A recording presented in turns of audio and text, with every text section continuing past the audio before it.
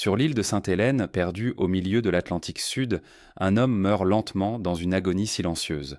Celui qui fit trembler l'Europe entière, celui qui couronna des rois et renversa des empires, celui dont le nom seul provoquait la terreur des monarques, se consume dans une villa humide, rongée par une souffrance dont personne ne peut expliquer la nature.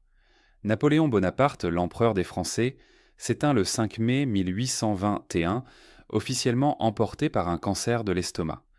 Mais cette version, acceptée pendant 2 siècles, cache-t-elle la plus grande conspiration de l'histoire moderne?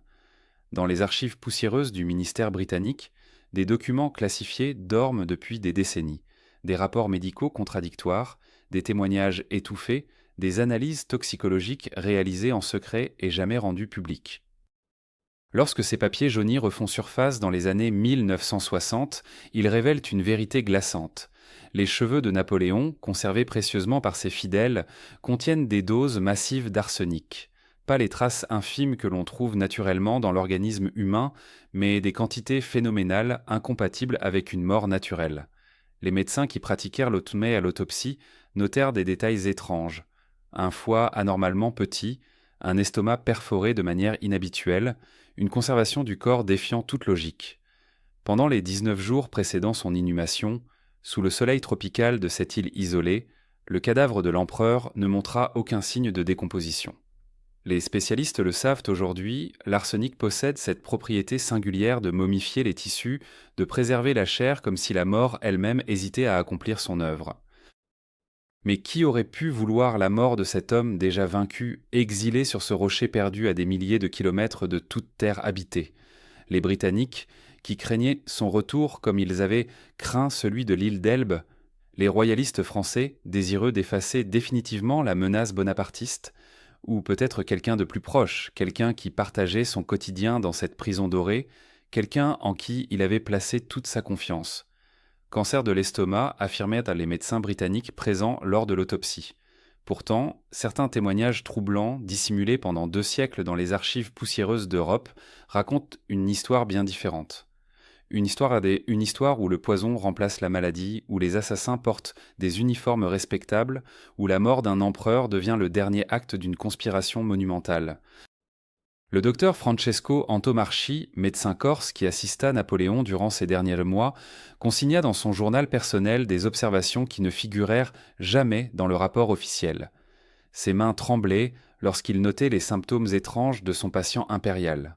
Vomissements incessants, douleurs abdominales insupportables, alternance mystérieuse de phases d'amélioration soudaine et de rechute brutale. Un schéma qui ne correspondait nullement à l'évolution naturelle d'un cancer.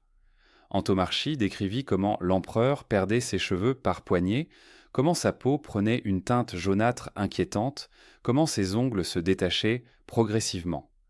Ces symptômes, nous le savons aujourd'hui, constituent la signature classique d'une intoxication chronique. Plus troublant encore, le valet de chambre Louis Marchand, fidèle parmi les fidèles, nota dans ses mémoires un détail glaçant. Chaque fois que Napoléon buvait du vin d'orgeat ou ingérait certains sirops préparés par le pharmacien anglais de Lille, son état s'aggravait dramatiquement. Marchand observa également que les bouteilles de vin destinées à l'empereur arrivaient toujours scellées, mais que certaines présentèrent des traces de manipulation sur les cachets de cire. Il confia ses soupçons au grand maréchal Bertrand, qui lui ordonna le silence absolu. Pourquoi cette omerta autour de constatations si évidentes? Les archives du Foreign Office britannique, partiellement ouvertes au milieu du XXe siècle, révèlent des échanges épistolaires stupéfiants entre Londres et Hudson Lowe, le gouverneur de Sainte-Hélène. Dans une lettre datée du 15 janvier 1819, le ministre Bathurst écrivait en termes codés « La présence prolongée du prisonnier constitue un danger permanent pour la stabilité européenne. Des mesures définitives doivent être envisagées avec la plus extrême discrétion. » Que signifiait cette formulation ambiguë? Quelques semaines plus tard, un certain comte de Montholon, compagnon d'exil de Napoléon, recevait un versement considérable sur un compte bancaire londonien. Montholon, cet homme affable qui partageait quotidiennement les repas de l'empereur déchu. Dans les salons de Paris, durant l'automne 1821, circulait une rumeur persistante. On murmurait qu'un médecin militaire français, le docteur Mingot, avait été retrouvé mort dans des circonstances mystérieuses après avoir annoncé détenir des preuves explosives concernant la mort de Napoléon. Son logement avait été méthodiquement fouillé, ses papiers personnels avaient disparu. La police parisienne classa l'affaire comme un suicide, malgré les contusions suspectes relevées sur le corps et l'absence de lettre d'adieu. Mingot avait servi aux armées impériales. Il connaissait parfaitement les effets des poisons utilisés à l'époque. Le comte de Las Cases, auteur du célèbre mémorial de Sainte-Hélène, fut brutalement expulsé de l'île en décembre 1816, officiellement pour avoir tenté de faire passer des lettres clandestines. Mais dans un manuscrit découvert dans les années 1960 par un chercheur belge, Las Cases affirme avoir été éloigné parce qu'il avait surpris une conversation entre Hudson Law et un visiteur mystérieux évoquant l'accélération nécessaire du processus. Le gouverneur britannique aurait menacé Las Cases de pendaison s'il divulguait quoi que ce soit. L'historien qui exhuma ce manuscrit, un certain professeur Delacroix de l'université de Liège, mourut 3 mois plus tard dans un accident de voiture inexpliqué. Ses notes de recherche ne furent jamais retrouvées. L'analyse du papier peint de Longwood, la résidence de Napoléon, effectuée au XXe siècle, révéla des concentrations anormalement élevées d'arsenic. Les autorités britanniques expliquèrent cette présence par l'utilisation courante de pigments arsenicaux à l'époque. Explication rassurante, presque convaincante, sauf que d'autres demeures contemporaines de l'île ne présentaient pas de telles concentrations. Sauf que le papier peint de la chambre impériale contenait 10 fois plus d'arsenic que les autres pièces de la maison. Coïncidence troublante ou dispositif méthodiquement planifié. Le chirurgien britannique Archibald Arnott, qui traita Napoléon durant ces dernières semaines, rédigea un rapport médical d'une étrangeté remarquable. Il y décrivait un foie ou anormalement petit et durci, des organes présentant des lésions inexplicables pour un simple cancer gastrique. Pourtant, lors de l'autopsie officielle menée le 6 mai 1821, ces observations disparurent mystérieusement du compte-rendu final. Le rapport définitif, signé par 7 médecins, dont 5 britanniques, mentionnait un cancer évident et ne laissait place à aucune ambiguïté. Arnott lui-même refusa toujours de commenter publiquement ces divergences. Jusqu'à sa mort, en 1855, il demeura muré dans un silence obstiné, refusant toute interview sur le sujet. Une lettre anonyme adressée au journal Le Constitutionnel, en juin 1821, affirmait que l'un des domestiques anglais de Longwood avait confessé sur son lit de mort avoir ajouté régulièrement une poudre blanche dans les boissons de l'empereur sur ordre d'un supérieur hiérarchique dont il taisait le nom. Le journal ne publia jamais cette lettre. Son directeur reçut la visite d'émissaires diplomatiques britanniques le lendemain même de sa réception. La lettre disparut des archives du journal. Seule subsiste la mention de son existence dans le registre du courrier entrant, découverte fortuitement par un archiviste en 1987. L'histoire officielle affirme que Napoléon mourut de maladie, loin des intrigues et des complots. Mais dans les caves humides des ministères européens dorment encore des documents qui n'ont jamais vu la lumière, des témoignages qui attendent leur heure, des vérités que certains préféreraient voir ensevelies pour toujours sous les couches successives du temps et de l'oubli.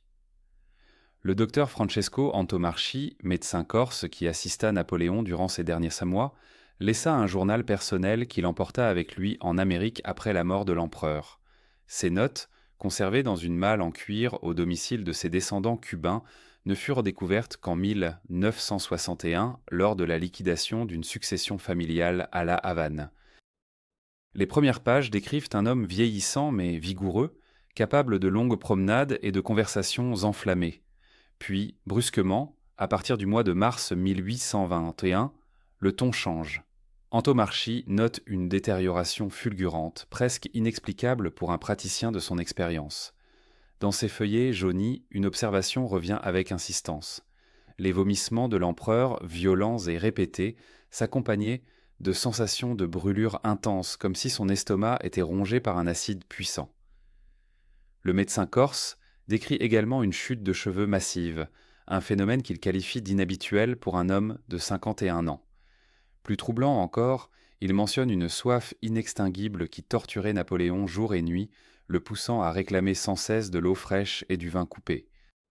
Or, ces symptômes correspondent trait pour trait à une intoxication chronique par l'arsenic, un poison que les cours européennes connaissaient intimement. Au XIXe siècle, On surnommait cette substance la poudre de succession, tant elle servait à accélérer les héritages et à éliminer les rivaux politiques. Inodore, insipide, facile à dissimuler dans les aliments ou les boissons, l'arsenic provoquait une mort lente qui pouvait aisément se confondre avec une maladie naturelle. Les empoisonneurs expérimentés savaient doser leurs crimes, administrant de petites quantités répétées plutôt qu'une dose massive qui aurait éveillé les soupçons. Les archives britanniques du Foreign Office, partiellement déclassifiées en 1982, révèlent une correspondance troublante entre Londres et Sainte-Hélène. Le gouverneur Hudson Lowe, chargé de surveiller le prisonnier le plus célèbre de l'Empire, envoyait des rapports hebdomadaires à Lord Bathurst, secrétaire d'État à la guerre et aux colonies. Dans une lettre datée du 15 février 1821, Lowe évoque avec une étrange satisfaction le déclin rapide de Bonaparte. Il écrit que le problème trouvera bientôt sa solution naturelle, une formulation qui intrigue les historiens contemporains. Aucun homme en bonne santé ne se détériore aussi rapidement sans cause extérieure, nota plus tard un analyste du ministère britannique dans une note marginale. Mais qui aurait eu intérêt à supprimer Napoléon de manière aussi discrète ? Les puissances européennes avaient évidemment des raisons de souhaiter sa disparition définitive. La France des Bourbons, restaurée, tremblait à l'idée d'un nouveau retour de l'empereur, comme celui des 100 jours qui avait bouleversé le continent en 1815. L'Autriche, dont l'archiduchesse Marie-Louise avait épousé puis abandonné Bonaparte, ne pouvait tolérer qu'il devienne un jour un recours pour les opposants à la Sainte Alliance.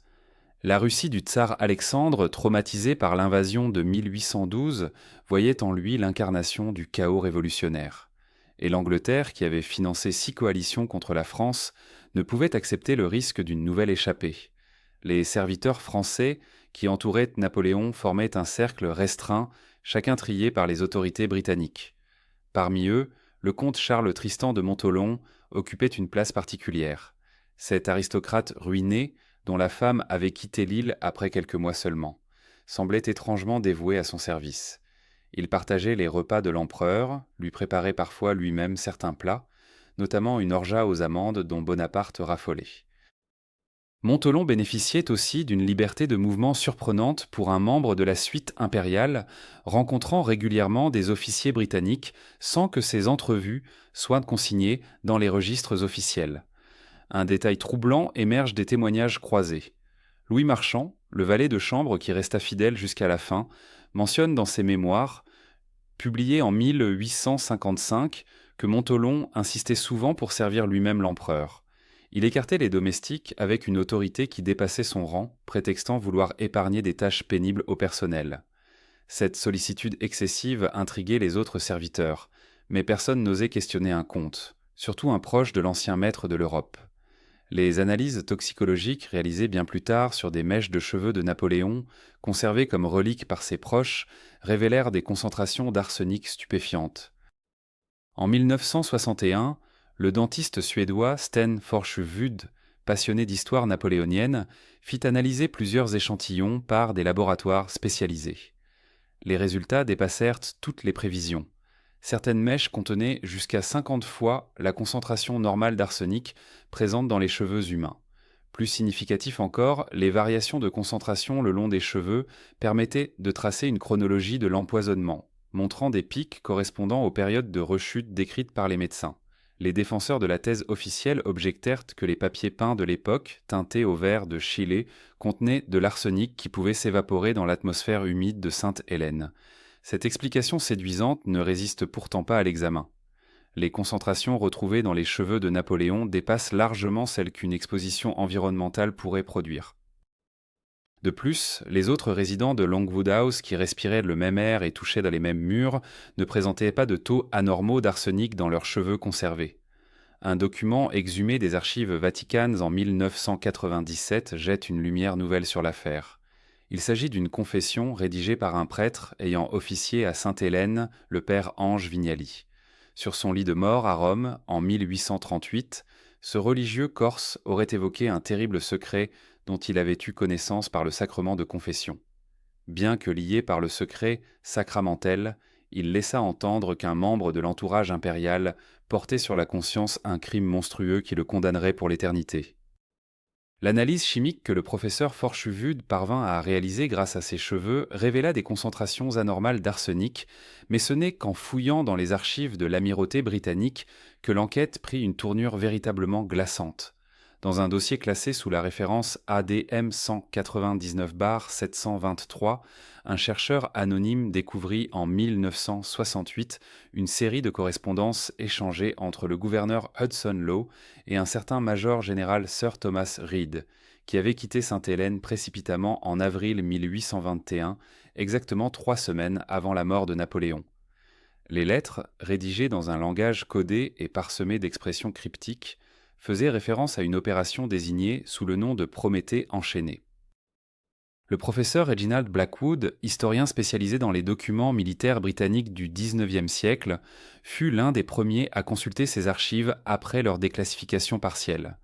Il raconta plus tard, lors d'une conférence privée à Cambridge, comment ces lettres semblaient avoir été volontairement mutilées, certaines pages arrachées, d'autres noircies à l'encre épaisse. Une phrase néanmoins demeurait lisible dans une missive datée du 12 mars 1821, écrite de la main de Hudson Law lui-même. Le traitement prescrit doit être administré avec constance et discrétion. Le patient ne doit en aucun cas suspecter la nature véritable de son malaise. Le docteur doit demeurer ignorant de la composition exacte. Cette dernière phrase soulevait une question troublante. Si le médecin devait rester ignorant, qui donc administrait réellement les substances à l'empereur déchu?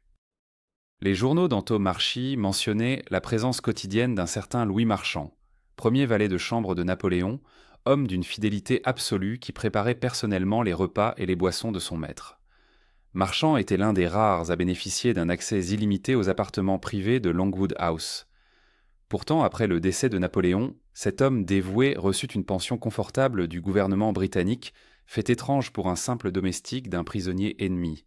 Les registres financiers du Trésor britannique, exhumés par un journaliste d'investigation français en 1975, révélaient des versements réguliers effectués à Louis Marchand jusqu'à sa mort en 1876 pour un montant total équivalent aujourd'hui à plusieurs millions d'euros.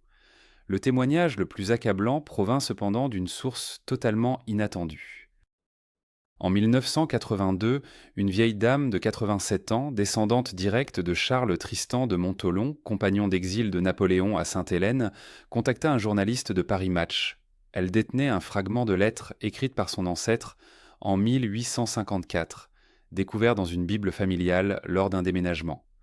Le texte, rédigé d'une écriture tremblante, suggérait que Montholon lui-même aurait joué un rôle dans ce qu'il appelait le sacrifice nécessaire. Les mots employés frappaient par leur ambiguïté calculée. J'ai fait ce que l'honneur et la nécessité commandaient. La France ne pouvait supporter le retour du tyran. Certains services exigent l'anonymat éternel et le poids du silence. Cette confession posthume concordait avec d'autres éléments troublants.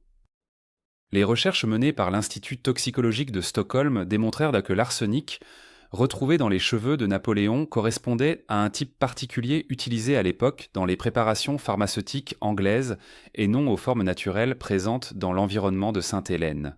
Plus troublant encore, les analyses de spectrographiques effectuées en 1988 révélèrent une distribution très particulière du poison le long des mèches capillaires. Les concentrations augmentaient progressivement sur une période de 5 mois précédant la mort, puis diminuaient brutalement dans les dernières semaines, comme si l'empoisonneur avait volontairement ralenti l'administration pour éviter une mort trop suspecte. Le docteur Pascal Kintz, expert en toxicologie criminelle, analysa ces résultats et conclut dans un rapport resté confidentiel que le schéma d'empoisonnement correspondait à une méthode sophistiquée, probablement orchestrée par quelqu'un possédant des connaissances médicales avancées. L'arsenic aurait été administré en doses croissantes pour habituer progressivement l'organisme, puis en quantité massive pour provoquer une défaillance organique ressemblant à une maladie naturelle. Cette technique Kutum Dekmi, connue sous le nom d'empoisonnement graduel, était couramment enseignée dans les écoles de médecine militaire britanniques du début du XIXe siècle, particulièrement pour les opérations d'élimination discrète en territoire ennemi. Les implications de ces découvertes dépassaient largement le cadre d'une simple enquête historique. Si Napoléon avait effectivement été empoisonné sur ordre des autorités britanniques, cela signifiait qu'une des plus grandes puissances européennes avait orchestré l'assassinat d'un chef d'État déchu, violant ainsi tous les principes du droit international de l'époque. La question demeurait cependant entière. Pourquoi prendre un tel risque alors que Napoléon était déjà neutralisé, exilé sur une île perdue au milieu de l'Atlantique Sud, sans aucune possibilité réelle de reconquérir le pouvoir?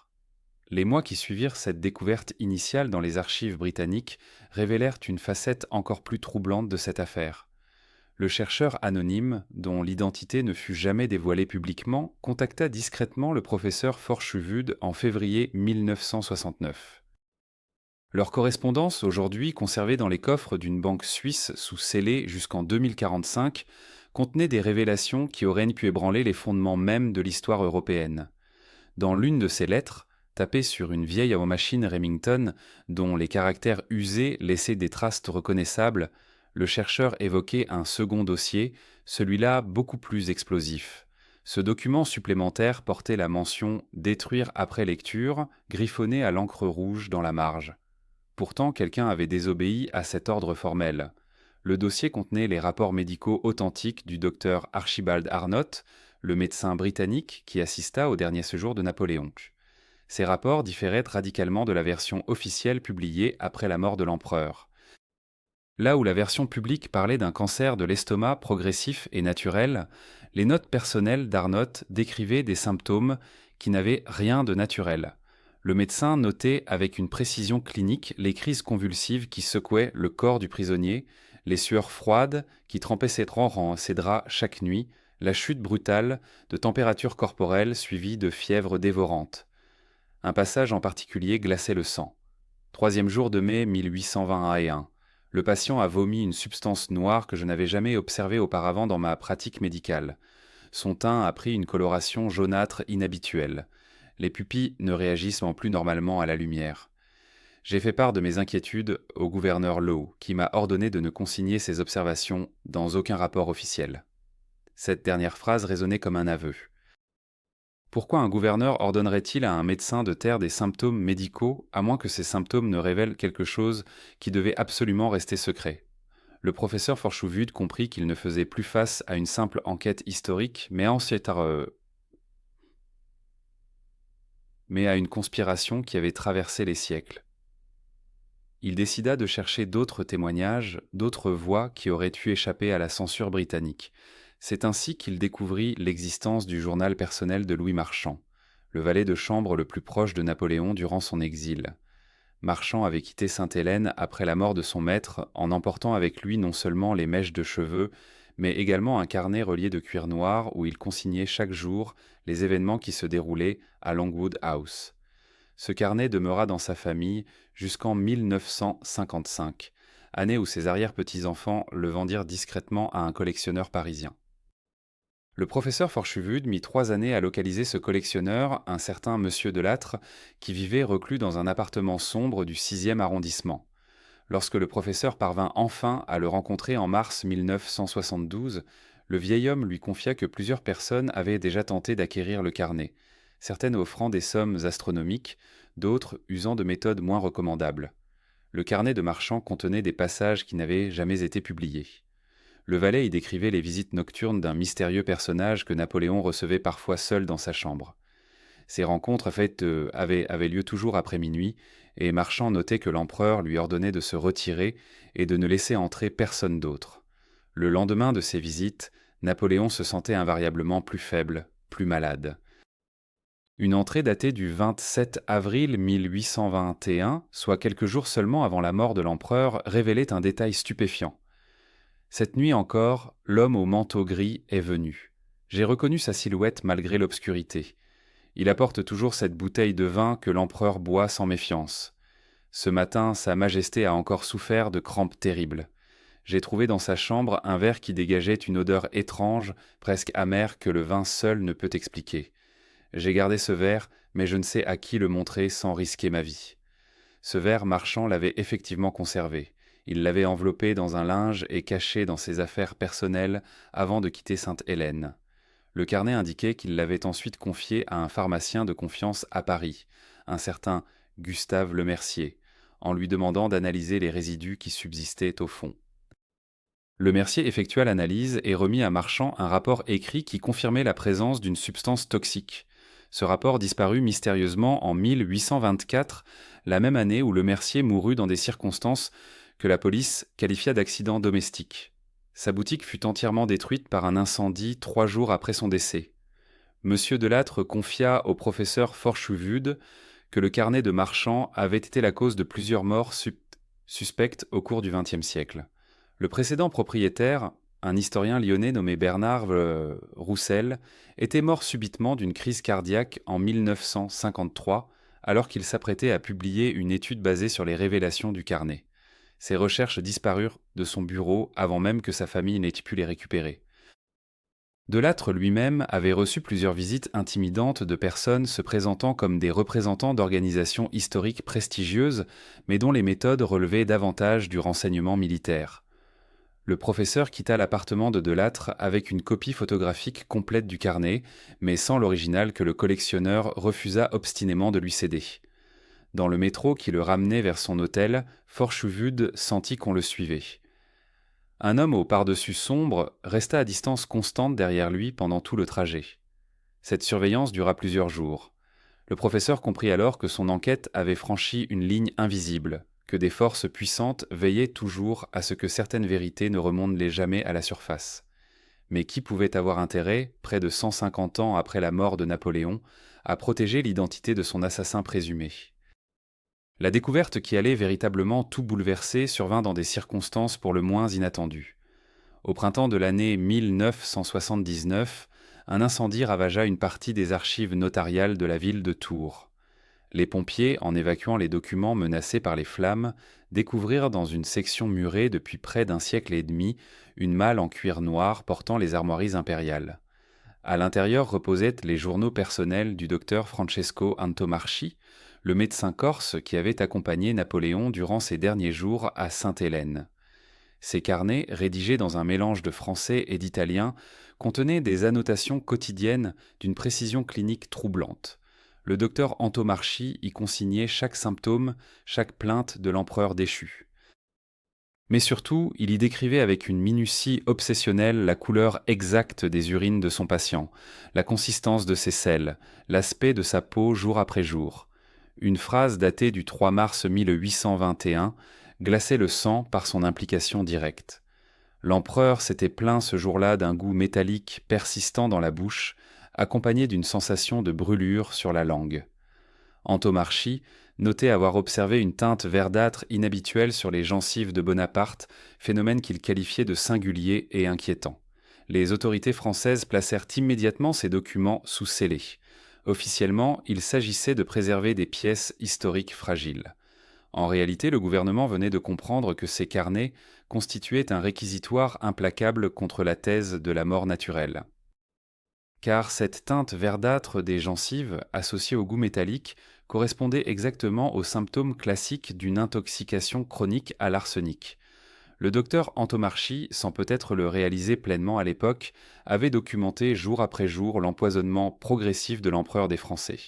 3 semaines après cette découverte, le conservateur en chef des archives de Tours, un certain M. Bertrand Guillemot, âgé de 57 ans, mourut dans un accident de voiture sur une route départementale déserte. Sa voiture quitta mystérieusement la chaussée pour percuter un platane alors que la météo était parfaitement clémente et que le conducteur ne présentait aucun antécédent médical inquiétant. Les gendarmes conclurent à une défaillance au volant, peut-être un malaise. Mais certains de ses collègues murmuraient qu'il avait photocopié les carnets d'Antomarchi avant leur saisie et qu'il s'apprêtait à les remettre à un journaliste d'investigation parisien. L'affaire aurait pu s'arrêter là, enterrée sous le poids du secret d'État et des coïncidences fatales. Pourtant, un élément inattendu vint tout relancer. Un descendant de la famille Bertrand, le général qui avait fidèlement servi Napoléon jusqu'à Sainte-Hélène, contacta discrètement un laboratoire toxicologique de Genève en novembre 1980. Il apportait avec lui une relique familiale transmise de génération en génération depuis 1821. Il s'agissait d'une mèche de cheveux de l'empereur coupée par le général Bertrand lui-même quelques heures après le décès et conservée dans un médaillon d'argent hermétiquement scellé. Les analyses effectuées par le professeur Henri Griffon, toxicologue renommé, révélèrent des concentrations d'arsenic dépassant de 7 à 40 fois les valeurs normales. Plus révélateur encore, la répartition du poison le long de la tige capillaire montrait des pics successifs, preuve irréfutable d'administration répétée sur une période prolongée. Ce n'était pas une contamination environnementale, ce n'était pas le papier peint de Longwood House comme certains l'avaient suggéré pour noyer le poisson. C'était un empoisonnement délibéré, méthodique, étalé sur plusieurs mois. Le professeur Griffon rédigea un rapport de 23 pages démontrant scientifiquement l'impossibilité d'une intoxication accidentelle. Il y expliquait que les concentrations mesurées ne pouvaient résulter que d'ingestion volontaire et calculée. Il s'apprêtait à publier ses conclusions dans la revue scientifique britannique The Lancet lorsqu'il reçut la visite de deux hommes se présentant comme des attachés culturels de l'ambassade de France. Leur conversation dura moins de 20 minutes. Le professeur Griffon ne publia jamais son étude. Interrogé des années plus tard par un journaliste suisse, il se contenta de répondre qu'on lui avait fait comprendre que certaines vérités historiques dépassaient le cadre de la science et relevèrent de la raison d'État. Parallèlement, des documents émergèrent des archives britanniques suite à la loi sur la déclassification des dossiers vieux de plus de 150 ans. Un mémorandum du Foreign Office, daté du 22 juin 1821, soit un mois après la mort de Napoléon, évoquait la nécessité de récupérer discrètement tous les échantillons biologiques prélevés lors de l'autopsie. Le document mentionnait explicitement des fragments d'organes conservés dans du formol par le chirurgien Archibald Arnott. Ces prélèvements, selon le mémorandum, devaient être rapatriés à Londres et placés sous la garde directe du ministère de la Guerre. Leurs traces se perdaient ensuite dans les méandres bureaucratiques de l'administration victorienne. Pourquoi cette précipitation à faire disparaître les preuves matérielles ? Le mémorandum ne l'explicitait pas, mais laissait entrevoir une anxiété palpable des autorités britanniques. Redoutait-elle qu'une analyse ultérieure révèle des traces compromettantes ? Craignait-elle que la vérité sur les circonstances réelles du décès de Bonaparte ne vienne ternir la réputation de la couronne britannique devant l'histoire ? Un ancien officier du MI6, retraité depuis 1995 et vivant dans l'anonymat d'un village écossais, accorda en 2003 une interview sous couvert d'anonymat à un documentariste indépendant. Il y affirmait avoir eu accès, dans les années 70, à des dossiers classifiés concernant Sainte-Hélène. Selon lui, les services secrets britanniques conservaient, dans leurs archives les plus secrètes, un registre détaillant les achats effectué pour la maisonnée de Longwood House entre 1815 et 1821. Ce registre mentionnait des acquisitions régulières d'une substance désignée par le code poudre blanche numéro 7, commandée spécifiquement pour les cuisines où l'on préparait les repas de l'empereur. L'officier précisait que ce code correspondait à une terminologie en usage à l'époque pour désigner l'arsenic destiné aux opérations d'élimination discrète. Les pages jaunies du journal révélaient une découverte que personne n'avait osé imaginer durant 2 siècles. Le docteur Francesco Antomarchi, médecin personnel de l'empereur durant ces derniers mois, avait consigné avec une précision méthodique chaque symptôme, chaque changement dans l'état de son illustre patient. Mais ce n'était pas là l'essentiel. Entre les observations médicales, dissimulées dans des annotations en italien ancien, se cachèrent des remarques troublantes sur les visiteurs nocturnes, sur des conversations interceptées, sur des fioles mystérieuses aperçues dans les appartements du gouverneur Hudson Lowe. Ce qui frappa immédiatement les chercheurs fut la régularité mathématique des crises. Antomarchi avait tracé des graphiques rudimentaires montrant que les accès de douleur survenaient invariablement dans les 24 à 48 heures suivant certains dîners. Plus troublant encore, le médecin corse mentionnait avoir subtilisé des échantillons de vin conservés dans des flacons scellés à la cire. L'une des annotations, datée du 14 février 1821, résonnait comme un cri d'alarme. Hai rilevato cristalli bianchi sul fondo della bottiglia, non oso parlarne. J'ai relevé des cristaux blancs au fond de la bouteille. Je n'ose en parler. Pendant des décennies, ces journaux restèrent introuvables. La famille Antomarchi affirmait que le médecin les avait détruits avant sa propre mort survenue à Santiago de Cuba en 1838. Mort, elle aussi, suspecte, soit dit en passant. L'homme de 46 ans, en parfaite santé selon les témoignages, s'était éteint en 3 jours dans des souffrances atroces, rappelant étrangement celles de son ancien patient. Les autorités espagnoles avaient les conclus à une fièvre tropicale foudroyante. Aucune autopsie ne fut pratiquée.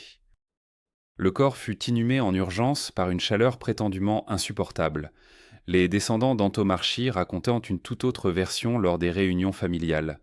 Le vieux Francesco, avant de quitter l'Europe pour les Amériques, avait confié une malle à son frère cadet avec l'instruction formelle de ne l'ouvrir sous aucun prétexte.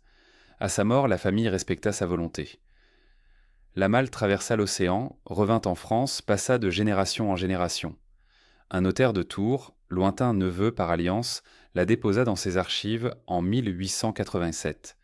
Puis l'oubli tomba comme un linceul. Lorsque les experts ouvrirent enfin ces journaux en 1979, ils découvrirent bien plus que des observations médicales. Antomarchi y révélait avoir mené sa propre enquête clandestine.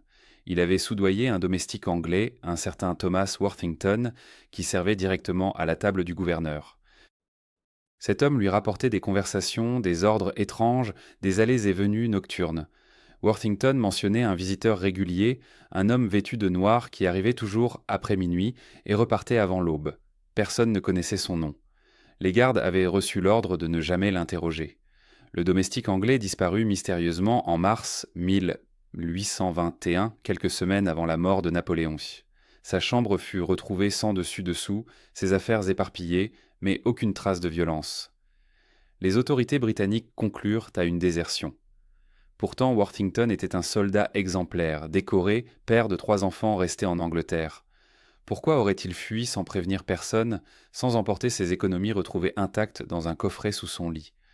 Antomarchi consignait également des détails sur les traitements imposés à l'empereur contre son avis médical. Le gouverneur Lowe insistait pour que Napoléon prenne quotidiennement un remède tonique préparé par un pharmacien militaire britannique. Le médecin corse avait analysé cette préparation et noté « sapor metallico pronunciato, colore ambrato innatural » goût métallique prononcé, couleur ambrée contre nature. Il avait tenté de dissuader son patient d'absorber ce breuvage, mais l'empereur, épuisé, brisé moralement, avalait mécaniquement ce qu'on lui présentait. Dans les marges du journal, Antomarchi avait recopié des fragments de correspondance qu'il avait réussi à intercepter. Une lettre adressée à Law, non signée, datée de janvier 1820, contenait cette phrase sibylline « Fartopiseri tom su contra strelli ». Le problème français doit trouver une solution définitive avant le printemps prochain. Les monarchies européennes ne peuvent tolérer plus longtemps cette menace vivante. Une autre missive, apparemment venue de Londres, évoquait la nécessité d'une discrétion absolue et l'importance de préserver les apparences d'une mort naturelle. Ces révélations déclenchèrent une tempête dans les milieux académiques.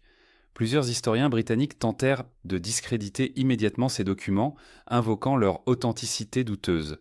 Pourtant, les analyses graphologiques confirmèrent sans ambiguïté que l'écriture était bien celle d'Antomarchi.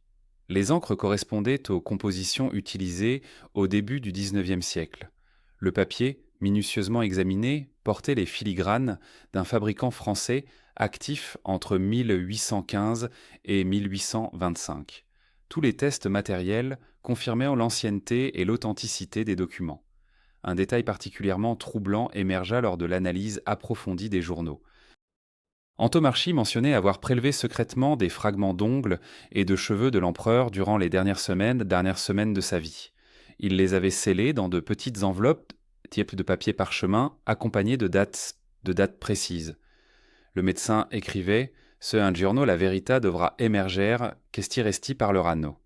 Si un jour la vérité doit émerger, ses restes parleront. Mais où se trouvaient ces précieux échantillons? La malle ne contenait aucune enveloppe, aucun fragment biologique. La réponse à cette question surgit d'une source totalement inattendue. En 1982, un antiquaire parisien contacta le laboratoire qui avait authentifié les journaux. Il détenait une petite boîte en argent gravée aux initiales FA, achetée lors d'une vente aux enchères d'objets provenant d'une succession. À l'intérieur, soigneusement rangées, se trouvaient 5 enveloppes de papier jauni.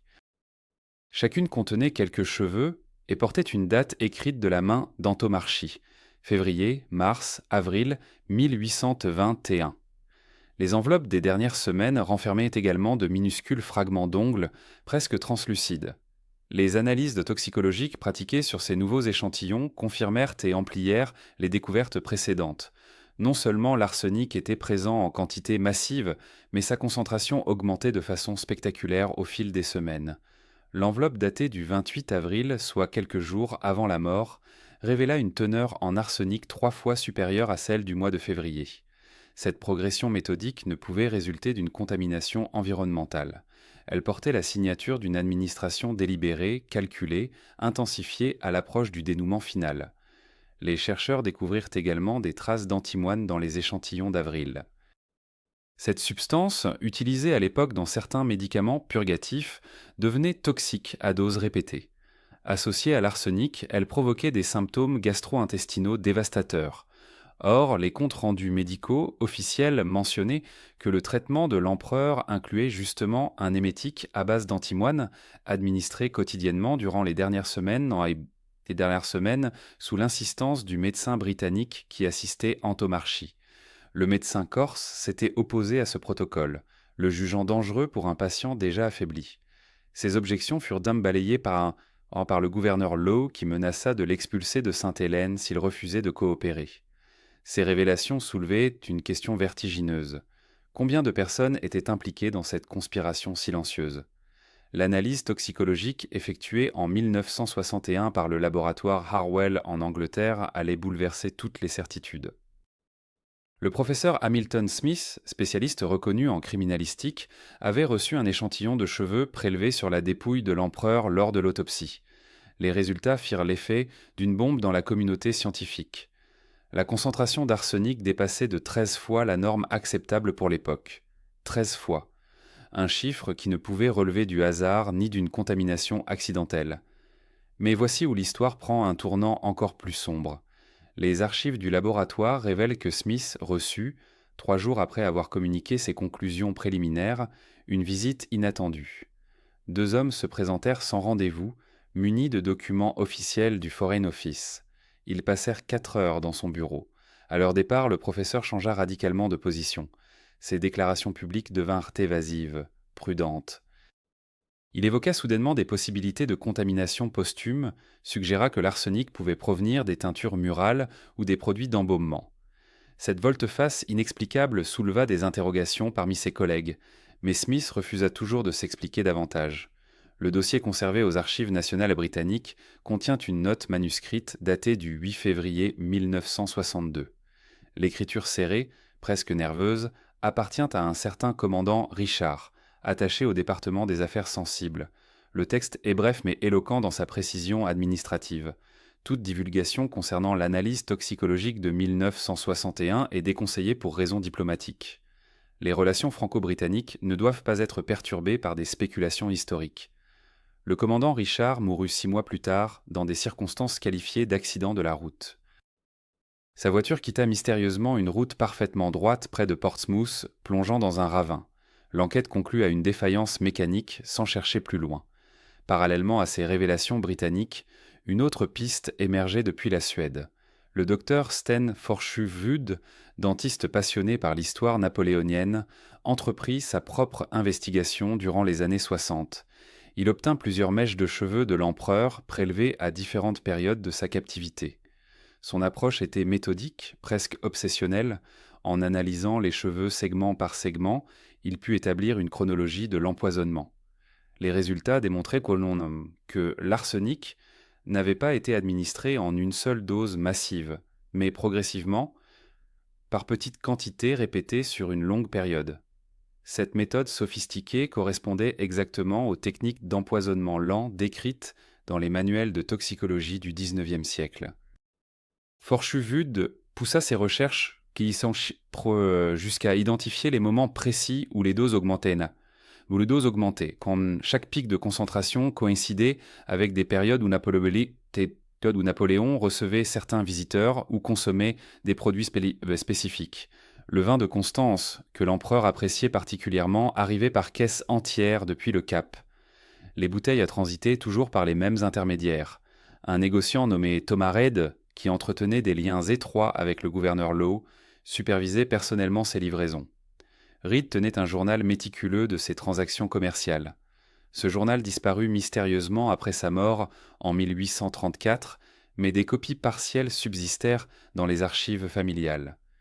Une de ces copies, découverte en 1978 par un descendant lors du déménagement d'une vieille demeure du Sussex, contenait des annotations troublantes. À la date du 15 mars 1820, Reid avait inscrit une remarque énigmatique entre deux colonnes de chiffres. Livraison spéciale effectuée comme convenu, produit ajouté selon instruction, paiement reçu en totalité, aucun nom n'accompagnait cette note, aucune précision sur la nature du produit ou l'identité du commanditaire. Mais la date correspondait exactement à une période où l'état de santé de Napoléon s'était brutalement détérioré, selon les témoignages du comte de Montholon et du général Bertrand. Le dossier s'épaississait encore lorsque des chercheurs français découvrirent, dans les années 80, une correspondance entre le ministre britannique des Affaires étrangères, Lord Castlereagh, et un agent secret basé à Paris. Les lettres, codées selon un système de substitution simple, furent déchiffrées par des cryptographes de la Sorbonne. Elles révélaient l'existence d'un plan désigné sous le nom d'Opération Prométhée. L'objectif consistait à neutraliser définitivement la menace napoléonienne sans recourir à une exécution formelle qui aurait pu transformer l'empereur en martyr. La méthode privilégiée devait imiter une maladie naturelle, quelque chose d'indétectable avec les connaissances médicales de l'époque. Lord Castlereagh se suicida en 1822, quelques mois seulement après la mort de Napoléon. Les rapports officiels évoquèrent une dépression sévère, un épuisement nerveux lié aux pressions politiques, mais ses proches rapportèrent qu'il souffrait de terribles cauchemars dans les semaines précédant son geste fatal. Il parlait dans son sommeil, prononçait des phrases incohérentes sur un secret qui le rongeait.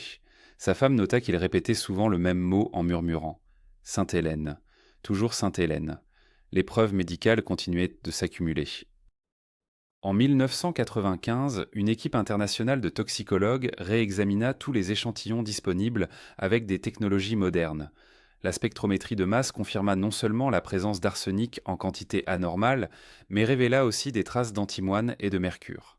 Cette combinaison particulière ne pouvait résulter d'une contamination environnementale. Elle correspondait trait pour trait aux formules utilisées par les empoisonneurs professionnels de l'époque, des recettes transmises dans certains cercles depuis la Renaissance italienne, perfectionnées par les Borgia, puis adaptées par les services secrets européens. Restait la question cruciale qui hantait tous les chercheurs. Qui avait réellement administré le poison, jour après jour, durant ces longues années d'exil sous le soleil impitoyable de l'Atlantique Sud? Les dossiers qui auraient dû rester fermés pour toujours commencèrent à s'ouvrir dans les conditions les plus étranges. En 1982, l'historien britannique David Chandler reçut une enveloppe anonyme à son domicile de Londres. À l'intérieur se trouvait une photographie d'un document daté de 1821 portant le sceau du ministère français des Affaires étrangères. Le texte rédigé en français ancien mentionnait une mission secrète confiée au comte de Montholon avec pour instruction explicite de surveiller l'état de santé de l'empereur et de transmettre des rapports hebdomadaires à Paris. Mais ce qui glaça le sang de Chandler fut la dernière ligne, presque illisible, griffonnée à la hâte dans la marge du document. Elle disait simplement « La nature suivra son cours avec notre assistance ». Chandler tenta de retrouver l'expéditeur. En vain. L'enveloppe ne portait aucune adresse de retour. Le cachet postal était flou, impossible à déchiffrer. Lorsqu'il présenta cette découverte lors d'un colloque à Oxford, la réaction fut glaciale. On lui conseilla de ne pas poursuivre dans cette direction. Un mois plus tard, son bureau fut cambriolé, rien ne fut volé, sauf le dossier contenant la photographie du document. Chandler ne parla plus jamais publiquement de cette affaire. Il mourut en 1994 d'une crise cardiaque, seul dans son appartement. Mais d'autres chercheurs prirent le relais, attirés par cette vérité qui semblait vouloir échapper à toute révélation. En 1997, une équipe de toxicologues suisses obtint l'autorisation d'analyser de nouveaux échantillons de cheveux conservés dans une collection privée à Genève. Ces cheveux avaient été prélevés à différentes périodes de la captivité sur Sainte-Hélène. Les résultats montrèrent une progression effrayante. Durant les premiers mois de 1815 à 1816, le taux d'arsenic restait dans les limites normales pour l'époque. Puis à partir de 1817, la concentration commençait à augmenter. Et durant les derniers mois de 1821, elle atteignait des sommets vertigineux. Cette progression régulière ne pouvait être le fruit du hasard. Elle révélait un empoisonnement lent, méthodique, administré sur plusieurs années. Le docteur Pascal Kintz, expert judiciaire français de renommée internationale, examina les données avec une précision implacable.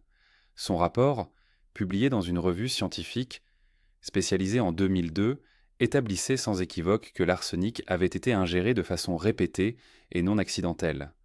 La distribution du poison dans les cheveux montrait des pics réguliers espacés de quelques semaines, comme si les doses étaient administrées selon un calendrier précis. Kintz alla plus loin. Il démontrait que la forme chimique de l'arsenic retrouvée correspondait exactement à celle utilisée dans les raticides et insecticides de l'époque napoléonienne. Ce poison était facilement accessible, inodore, insipide, parfait pour un meurtre discret. Les recherches dans les archives françaises révélèrent alors un détail troublant qui avait échappé à tous les historiens pendant près de 2 siècles. Le comte de Montelon avait reçu, quelques mois après la mort de Napoléon, une pension généreuse du gouvernement de Louis XVIII. Les documents comptables découverts aux archives nationales montrèrent des versements réguliers d'une somme considérable, officiellement attribuée pour services rendus à la couronne, mais aucun service spécifique n'était mentionné. Cette pension permit à Montelon de vivre dans l'opulence jusqu'à sa mort en 1853. Il acheta un château dans la Loire, menant peine mena une vie de grand seigneur alors qu'il était criblé de dettes avant son départ pour Sainte-Hélène. Plus étrange encore, tous les domestiques qui avaient servi Napoléon durant ces derniers émois disparurent mystérieusement des registres officiels après leur retour en France. Louis Marchand, le valet de chambre fidèle qui avait passé des nuits entières au chevet de l'empereur agonisant, fut retrouvé mort dans des circonstances troubles en 1826. Le rapport de police mentionnait une chute accidentelle dans les escaliers de sa demeure parisienne. Pourtant, un témoin anonyme avait signalé la présence de 2 hommes quittant précipitamment les lieux quelques minutes avant la découverte du corps. L'enquête fut classée sans suite. Le commissaire chargé de l'affaire prit sa retraite prématurément et s'installa dans le sud de la France avec une fortune inexpliquée. Les descendants de Montelon eux-mêmes commencèrent à parler au début du XXIe siècle. Une arrière-arrière-petite-fille, vivant sous un nom d'emprunt en Belgique, confia à un journaliste qu'une tradition familiale orale évoquait un terrible secret. Son ancêtre aurait confessé sur son lit de mort qu'il avait agi pour la France pour éviter que Napoléon ne redevienne un jour une menace. Il aurait murmuré, le souffle court, que l'arsenic avait été dissous dans le vin de Constance que l'empereur appréciait tant. Quelques gouttes chaque semaine, jamais assez pour éveiller les soupçons, mais suffisamment pour ronger lentement la santé d'un homme déjà affaibli par l'exil et le désespoir. Cette confession familiale ne fut jamais corroborée par des preuves écrites, mais elle correspondait exactement aux conclusions des analyses toxicologiques modernes.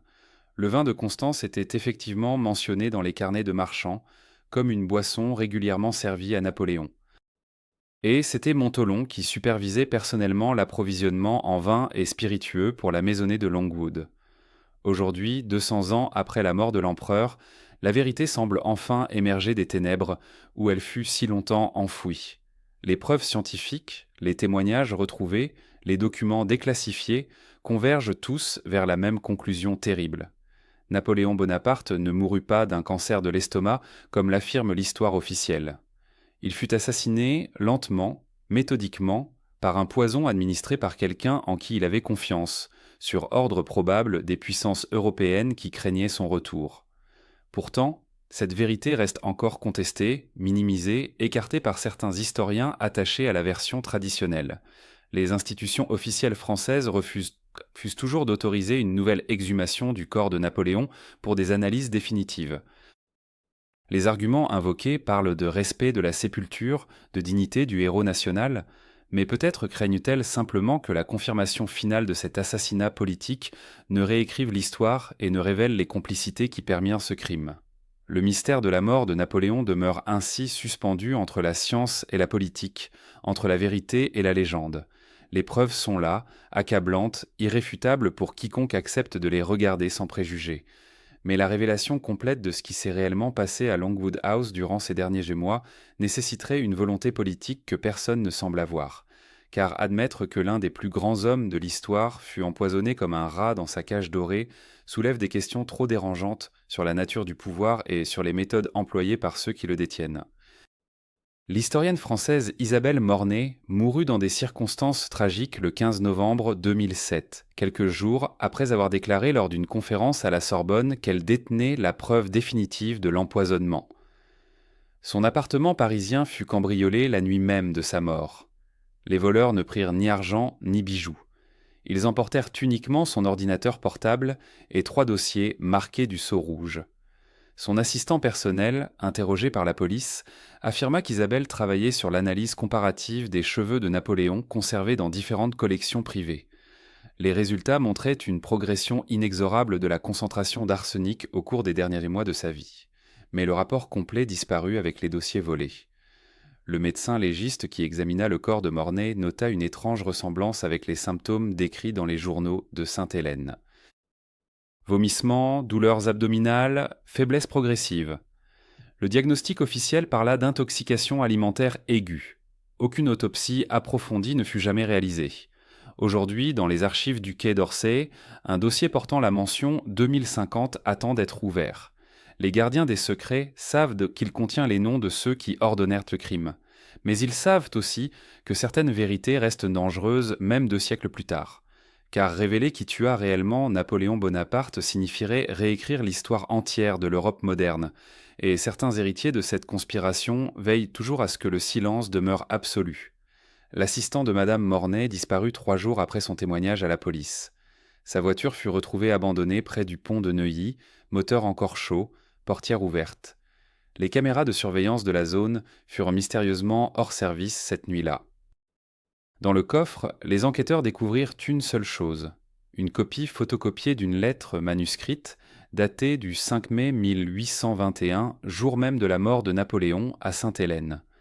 L'écriture était celle du valet marchand, mais le document ne figurait dans aucune archive officielle. Les analyses toxicologiques modernes ont révélé des concentrations d'arsenic dans les cheveux de l'empereur jusqu'à 100 fois supérieures à la normale. Certains experts affirment qu'il s'agit d'une exposition environnementale. Du papier peint vert de Longwood contenait des pigments arsenicaux. Mais cette explication pratique ne peut justifier les pics soudains de concentration correspondant exactement aux périodes où Napoléon subissait ses crises les plus violentes. Les relevés météorologiques de l'île pour ces années montrent un climat sec, peu propice à la libération des vapeurs toxiques du papier. Les descendants de Hudson Lowe, gouverneur britannique de Sainte-Hélène, gardent encore aujourd'hui un silence obstiné. Lorsque des journalistes ont tenté de les contacter en 2019, ils ont essuyé des refus catégoriques. Un arrière-arrière-petit-fils résidant dans le Hampshire accepta une brève conversation téléphonique avant de raccrocher brusquement en murmurant « Certaines vérités appartiennent aux morts ». Les dossiers médicaux originaux du docteur Antomarchi, médecin personnel de Napoléon durant ces derniers mois, ont été classifiés par le gouvernement britannique en 1946, soit 125 ans après les faits. Pourquoi cette soudaine mise sous sceau ? Les autorités invoquèrent des raisons de sécurité nationale, formulation absurde concernant des événements vieux d'un siècle et quart. Aujourd'hui, 200 ans après la mort énigmatique de celui qui fit trembler l'Europe, la vérité demeure enfouie dans des coffres-forts gouvernementaux, protégés par des lois sur le secret d'État. Les historiens qui s'approchent trop près des réponses finissent par renoncer, disparaître ou mourir dans des circonstances troublantes. Peut-être que certaines questions ne doivent jamais recevoir de réponse. Peut-être que l'histoire préfère ces mystères aux certitudes dérangeantes. Merci infiniment d'avoir suivi cette enquête jusqu'au bout. Si cette investigation vous a fasciné, si vous voulez découvrir d'autres vérités dissimulées par le temps, n'hésitez pas à vous abonner à notre chaîne. Chaque semaine, nous exhumons des secrets que l'histoire officielle préfère taire. Laissez un petit pouce bleu si ce documentaire vous a captivé, cela nous aide énormément à continuer nos recherches. Et surtout, dites-nous dans les commentaires, pensez-vous que Napoléon fut assassiné ou est-ce une légende tenace ? Votre avis nous intéresse vraiment. À très bientôt pour une nouvelle enquête dans les coulisses obscures de l'histoire.